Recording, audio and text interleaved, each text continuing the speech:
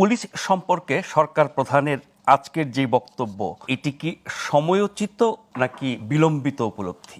যখন কোনো বক্তৃতা দেওয়া হয় না, তখন যাদের সামনে বক্তৃতা দেওয়া হয় তাদেরকে গুরুত্ব দেওয়া হয়। আজকে যদি ছাত্রদের সামনে উনি বক্তৃতা দিতেন, উনি বলতেন যে ছাত্রদের ছাড়া কিছু হবে না। শিক্ষকদের সামনে বক্তৃতা দিতেন, বলতেন শিক্ষকটাই মূল।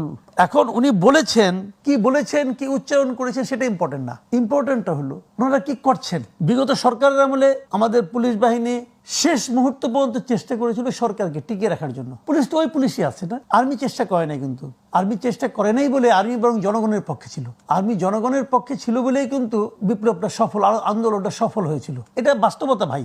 আর্মি যদি গুলি করতো, মানে সরাসরি পুলিশের মতো অ্যাগ্রেসিভ হইতো, তাহলে আরো রক্তক্ষয় হতো। কোনো কিছুই থেমে থাকে না, হয়তো একসময় বিজয় আসতো, আরো রক্তের বিনিময় হতো। সেটা পুলিশ শেষ পর্যন্ত চেষ্টা করেছে। কেন করেছে?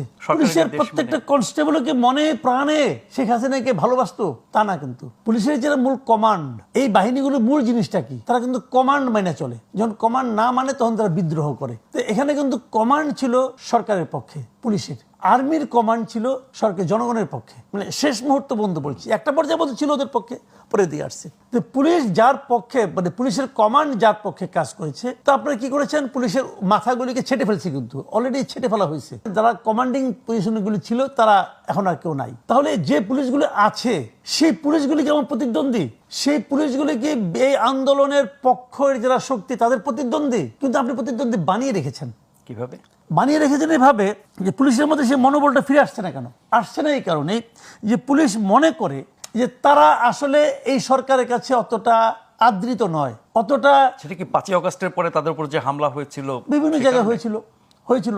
আপনি আমাকে বলেন, আন্দোলনের পুলিশের সঙ্গে মানুষের আন্দোলনকারীদের বিরোধ বেসিক্যালি ছিল শহর কেন্দ্রিক, কিন্তু গ্রামাঞ্চলেও তো পুলিশের উপর হামলা হয়েছিল। একদম প্রত্যন্ত অঞ্চলে কিন্তু পুলিশ ফাঁড়িতে হামলা হয়েছিল, লুট হয়েছিল কিনা? সবচেয়ে বড় হামলাটা হলো এনায়েতপুরে। হ্যাঁ, ওখানে যে আগুন ধরিয়ে দেওয়া হলো। ওখানে কি আন্দোলন ছিল খুব বেশি একটা? ওখানে কি পুলিশ কারোর প্রতি গুলি ছুঁয়ে নাই তো? এটাকে অনেকে বলেন যে এই 16 বছর পুলিশের ভূমিকার কারণে জনগণ সারা দেশে পুলিশের উপর এক রকমের ক্ষোভ প্রকাশ। বিষয়টা আমি সেরকম মনে করি না। আমি সেরকম ভাবে মনে করি না যে 16 বছরে তো আর্মির ভূমিকা একরকম ছিল। ভাইরে, এই সমস্ত বাহিনীর ভূমিকাটা বেসিক্যালি নির্ভর করে কমান্ডিং পজিশনগুলির উপর। এখন মনে করেন এসপি সাহেব বলতেছে পুলিশকে যে তুমি লাঠি চার্জ করো। ওই কনস্টেবলের বাপের ক্ষমতা আছে লাঠি চার্জ না করার। এখন ওই কনস্টেবল মারা গেল, আপনি ডিক্লেয়ার করে দিলেন যে এটা কোনো বিচার হবে না। ওই কনস্টেবলের বাচ্চা কাচ্চা নাই, ওদের সংসার নাই। ওই কনস্টেবলের মৃত্যুর ফলে তার ফ্যামিলির যে অবস্থাটা দাঁড়াইছে, সেই ফ্যামিলি কি আপনার দেশের নাগরিক না? তার প্রতি এই রাষ্ট্রের কোনো দায়িত্ব নাই? দায়িত্ব আপনি পালন করছেন। এখন তার সহকর্মী কাছে আপনি বলতেছেন যে তোমার সহকর্মী যে মারা গেছে তার কোনো বিচার আমরা করবো না, তুমি আসো আমার সঙ্গে কাঁধে কাঁধ মিলিয়ে কাজ করবে।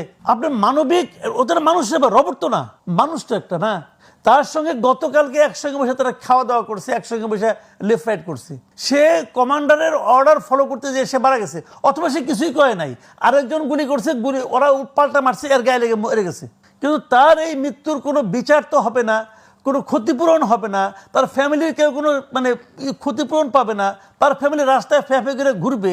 আর তার সহকর্মীকে আপনি বলবেন তুমি তোমার পূর্ণ উদ্যমে আসো, আমরা কাজ করবে।